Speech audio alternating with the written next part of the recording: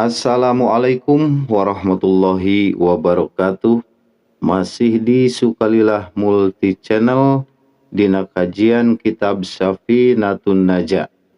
Kasifatus saja kamari video nu teu acana nembe ka pasal ka-20 genep syarat takbiratul ihram aya 16. Dina video anu kamari nembe 10 syarat takbiratul ihram. Janten ayeuna urang teraskeun hancana genep deui nya.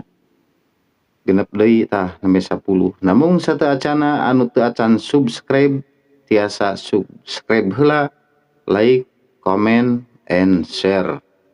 Oge teh hilap pilih anu sambil moyonan kopi diseruput heula kopina. Dihisap dulu sebatang rokona. Para penonton kamari teh nembe 10 ayeuna anu urang maju anu ka 11 tentang syarat-syaratna takbiratul ihram. Di mana nu ka 11 ieu nyaeta wa alla yaqifa baina kalimatai takbiri. Jeung yen ulah cicing itu si jalma baina kalimatai takbiri antara dua kalimat takbir. Ulah cicing heula antara dua kalimat takbir. Tah itulah kene tulisan dokter mah nu penting kaharti ku sorangan. Waqfatan kalawan cicing tawilatan anu lila wala panjang wala qosiratan jeung ulah anu sakedeung. Antara lapad Allah jeung lapad akbar di dieu ulah kapisah ku cicing boh lila boh sakedeung. Jadi boro-boro lila sakedeung ge ulah. Misal Allahu belenjeng heula ngabaso karak akbar contoh eta mah nu lila nya lain salat eta mah. Anu sakedeung ge ulah dina takbiratul ihram teh bisa kieu Allahu akbar. Ha eta kapisah heula. Tapi kudu nyambung Allahu akbar. Nah, 11 tah wa ala yaqifa jeung yen ulah cicing baina kalimatai takbiri antara dua kalimat takbir waqfatan kalawan cicing tawilatan anu panjang wala qosiratan jeung ulah nu sakedeung. 11 tah. Ka-12 wa ayusmi'a jeung yen kudu meredenge si jalma nafsahu kana dirina si jalma jami'a hurufiha kana sakabeh hurufna takbiratul ihram. Eta ucapan takbiratul ihram teh kudu kadenge ku si jalma anu salat. Ulah teu kadenge jadi kedah ka kuping. Urang ngucapkeun Allahu akbar na teh kadah ka kuping ku cepil boh cepil anu aya daun ceilian atawa ku ceuli anu tersembunyi mana batin. Dina harti kudu dibarengkeun kabeh dohir jeung batin cicing dina kalimat Allahu akbar. 12 tah. Ka-13 waduhulul waqti jeung kudu asup waktu fil muaqati dina salat anu diwaktukeun. Dina salat anu diwaktukeun. Kudu geus asup waktu naon? Kudu geus asup waktu salat. Mun urang dek salat lohor maka takbiratul ihramna ieu kudu tos lebet waktu salat lohor. Pon kitu di asar magrib jeung sawarehna. Lamun can asup waktu mangka dicoret henteu sah eta salat. Karena takbirna teu sah. 13 tah. Urang cepetkeun bae lah. Ka-14 wa iqauha jeung kudu nibakeunana takbiratul ihram halal istiqbali barina nyang hareup kiblat. Eta ucapan takbiratul ihram dina salat teh kudu bari madep ka kiblat. Kade karena nu jadi patokan malep ka kiblat teh mana ukuran dadanya. Jadi nu ulah ngagiler ti kiblat teh dina salat teh dada.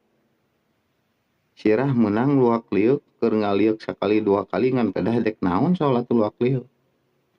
Tanu jadi batal teh lamun dada malengos ti arah kiblat. Ka-15 wala yuhila jeung yen ulah cacadelan si jalma biharpin kana hiji huruf min hurufiha tina hurufna takbiratul ihram. Kudu bentes ngucapkeun takbiratul ihram teh ulah cacadelan.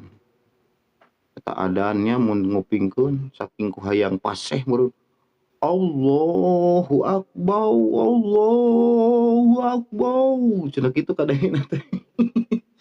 Kitu kadengna teh dina sapeker mah keur sapeker eho di kampung teh anu setelana teh sakeunah sorangan geuning. Jadi lain Allahu akbar Allahu akbar Allahu akbar Allahu akbar. Eta teh adan apa naon cenah. Tah kade ingat urang teu perlu dipaksakeun nya dina ngucapkeun bahasa Arab, baca Quran mau baca naon samampuhna letah urang. Da tetep hayang paseh oge da cek Kangjeng Nabi ana absohus shod kan. Cek Kangjeng Nabi kami pangpaseh-pasehna nyebutkeun huruf shod.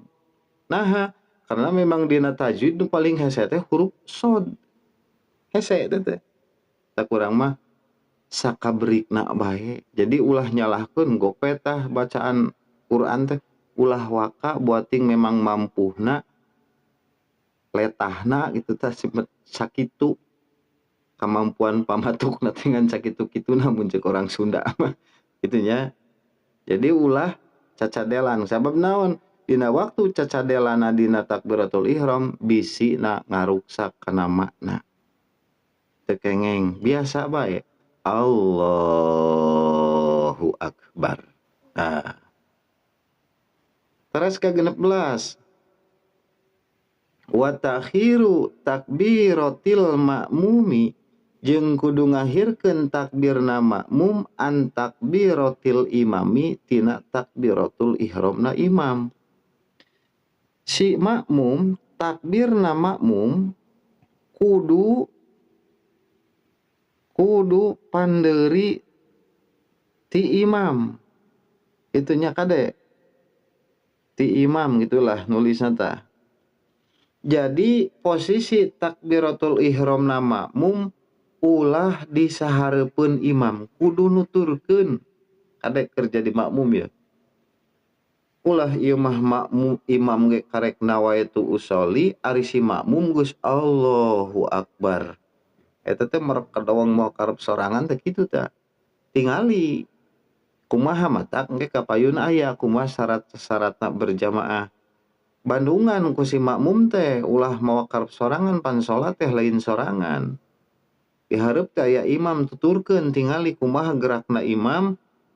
Nah ulah miheulaan takbir lamun si imam can takbir makmum cicing. Nah lamun pas imam natos Allahu akbar pek kakarak urang di dinya gorolangkeun niat tuturkeun. Jadi lamun si takbirna makmum miheulaan imam maka henteu sah salat berjamaah. Nah aya dina takbiratul ihramna anu keur berjamaah. Tak kitu para wargi sadayana. Jadi ieu 16 syarat takbiratul ihram urang uihan deui nya.